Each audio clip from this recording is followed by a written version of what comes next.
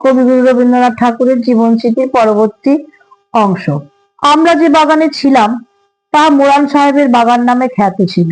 গঙ্গা হইতে উঠিয়া ঘাটের সোপানগুলি পাথরে বাঁধানো একটি প্রশস্ত সুদীর্ঘ বারান্দায় গিয়া পৌঁছিত। সেই বারান্দাটাই বাড়ির বারান্দা।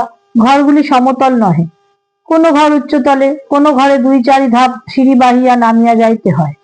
সবগুলি ঘর যে সমরেখায় তাহাও নহে। ঘাটের উপরেই বৈঠকখানা ঘরের শার্সিগুলিতে রঙিন ছবিওয়ালা কাজ বসানো ছিল।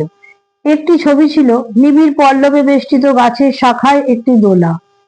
সেই দোলায় রৌদ্র ছায়া খচিত নিভৃত নিকুঞ্জে দুজনে দুলিতেছে। আর একটি ছবি ছিল কোন দুর্গ প্রাসাদের সিঁড়ি বাহিয়া উৎসব বেশে সজ্জিত নরনারী, কেহ বা উঠিতেছে, কেহ বা নামিতেছে।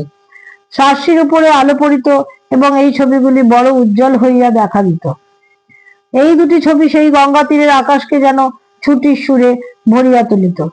কোন দূর দেশের কোন দূরকালের উৎসব আপনার শব্দহীন কথাকে আলোর মধ্যে ঝলমল করিয়া মেলিয়া দিত, এবং কোথাকার কোন একটি চিরনিভৃত ছায়ায় যুগল দোলনের রসমাধুর্য নদী তীরের বনশ্রেণীর মধ্যে একটি অপরিস্ফুট গল্পের বেদনা সঞ্চার করিয়া দিত।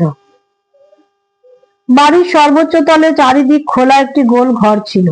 সেইখানে আমার কবিতা লিখিবার জায়গা করিয়া লইয়াছিলাম। সেখানে বসিলে ঘন গাছের মাথাগুলি ও খোলা আকাশ ছাড়া আর কিছুই চোখে পড়িত না।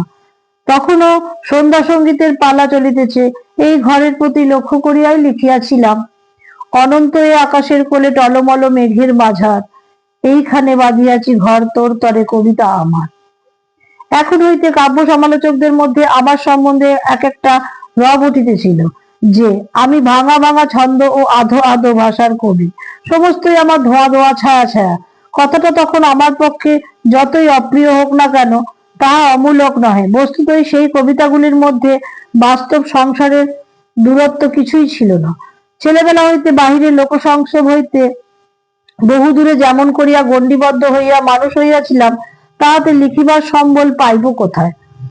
কিন্তু একটা কথা আমি মানতে পারি না, তাহার আমার কবিতাকে যখন ঝাপসা বলিতেন, সেই সঙ্গে এই খোঁচাটুকুও ব্যক্ত বা অব্যক্ত ভাবে যোগ করিয়া দিতেন।